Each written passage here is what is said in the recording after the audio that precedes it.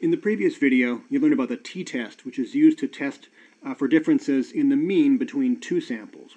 But what if you have more than two samples? Like, say, testing for differences in mean sand size on 3 different beaches, or 4 or 5 or 10 or however many. That's where Anova, or analysis of variance, comes into use. But first, why do we even need a different test? Why not just do a bunch of different t-tests? Well, I'll first of all note that the t-test and Anova aren't really that different at all. They're each just specific cases of a more generic method. But anyhow, there are a couple reasons why Anova is preferred to multiple t-tests. So first, trying to run t-tests between all pairs of samples will add up fairly quickly. The number of tests you need will grow very quickly. Although this isn't such a big deal with some programming these days. And second, and more importantly, really, running multiple tests increases the risk of at least one of the tests being a type 1 error. These problems aren't insurmountable, but largely for reasons of convention, you should perform Anova when you have 3 or more samples. Despite the word variance in its name, Anova is designed to test for differences in mean, with the null hypothesis that all samples come from populations with equal means. So Anova requires continuous data in predetermined groups. One variable, so it's a univariate test, and it's designed for comparisons among more than 2 samples. If you run it on 2 samples, you'll just get the same result as you would get with a t-test. The test compares central tendency, specifically the mean, and when the data are normally distributed. So it's called a parametric test because of that assumption and requirement of a normal distribution. So what does the test do? Well, first it calculates something called the between group mean square, sometimes called the model mean square. This is just the squared difference between each sample mean, the little x bar sub I, and the overall mean, x bar. And that difference between each sample mean and the overall mean is weighted by the size of each sample and divided by the degrees of freedom, which in this case is m minus 1, or the number of samples minus 1. So note that this is basically the formula for sample variance, which you've seen before, and which is the source of the name analysis of variance. So this measures the separation among samples with the idea that all samples should be close to each other and therefore close to the overall mean if they did in fact come from the same population. But second, and this is analogous to the t-test, we need to consider the scatter of data within each sample, and this is called the within groups mean square, sometimes called the error mean square, and this is a double sum of squares. In each sample, you calculate the squared distance from each data point to its sample mean. You do that for all samples and add all of those values together. That sum of squares is divided by the degrees of freedom to give you the within group variance. In this case, degrees of freedom is total sample size n, however many observations you have in total, minus the number of samples m, because 1 degree of freedom each time must be used to calculate each sample mean. So the test statistic, f, is calculated as the ratio of the 2 variances, the between groups mean square and the within groups mean square. Analogous to the t-test, this is basically a signal-to-noise ratio. So if the separation between samples is very large relative to the scatter of data within samples, the F statistic is large, and it's more likely that at least one of those samples didn't come from the same population as the others. Like in previous tests, the p-value is calculated as the probability of observing an F statistic at least as extreme as what we did if the null hypothesis is true. So we need to know that. We need to be able to figure that out. So if the null hypothesis is true, and if all samples come from populations with the same mean, the between groups mean square, and therefore the F ratio, should technically be 0. Of course, because our samples are small, and because they're randomly drawn from the populations, they're going to differ somewhat a little bit just by chance. So the F distribution, shown in the graph here, basically tells us how likely we are to find particular values of F when the null hypothesis is true.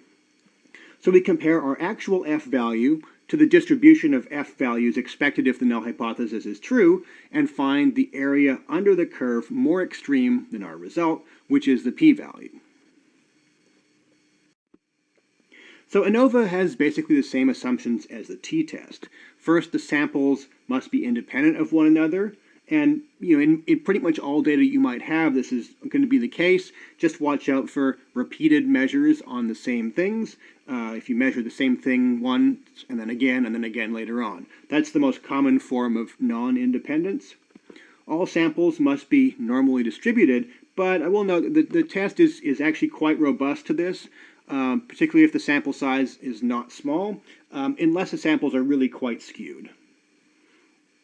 Finally, there's an assumption called homogeneity of variances, basically, which just means that the variances of all the samples should be equal.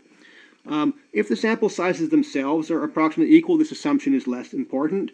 But when the sample sizes are unequal, and especially when they're small, you should be careful that the sample variances aren't too different. If that is the case, if you have maybe small samples or if you have very large differences in variance, you could try Welch's Anova in the case where the variances do differ greatly. And it's available in R, but I'm not really going to go into it in any more detail. Okay, so we discussed how the p-value is calculated, and the subsequent inference that you would do from that is standard. If it's less than 0.05, you would reject the null hypothesis. But what does that really tell you? The alternative hypothesis, most commonly, is that at least one of the samples differs significantly from the others. But how many do, and which ones do? Well, if you obtain a significant overall Anova, often called an omnibus F, you can run a post hoc test. Post hoc just means after this. And so the sort of standard post hoc test for the regular Anova is the Tukey HSD. HSD is for honestly significant differences test.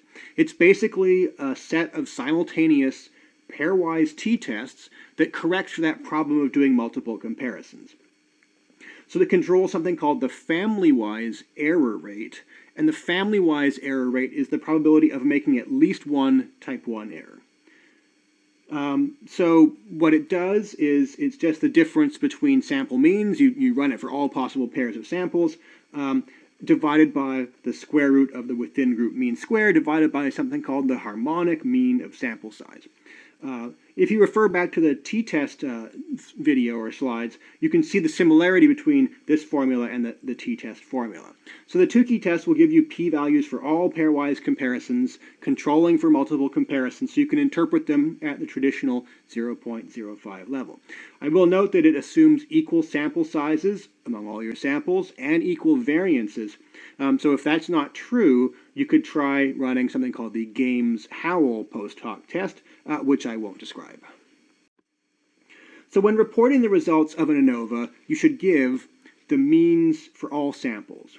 If there are 3 or 4, you can do that just in the text, but you may want a table if there are quite a lot of them. You should report the test name. You do Anova, or one-way Anova technically. You should give the value of the F statistic, the 2 degrees of freedom, and finally the p-value. So here's an example of how you might phrase such a result. And I'll point out that you should always describe the Anova results, and then if they are significant, as is the case here in the example, you should separately describe the result of a post hoc Tukey test.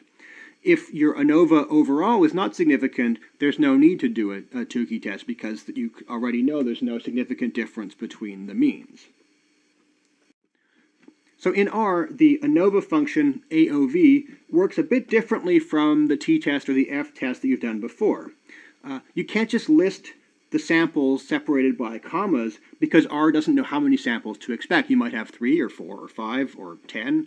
And so because it's not specified, right, the t-test always has 2 and the f-test always has 2.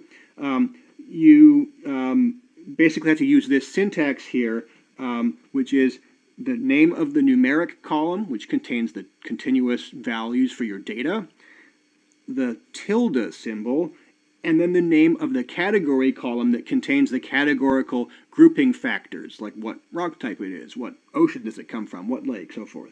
So in this case, the tilde basically means like as a function of. So we want to know how does the numeric data vary as a function of the category that it belongs to. And in this case, you can also just write the column names. You don't have to write the data frame $ column name because you specify after the comma there that both columns can be found in a particular data frame. That's what the data equals, and then you would put in the name of the data frame variable that you have. I just use data frame, but you would have a real variable name for that. So one thing to do is to make sure to assign this result of the ANOVA to a variable in R so you can store it.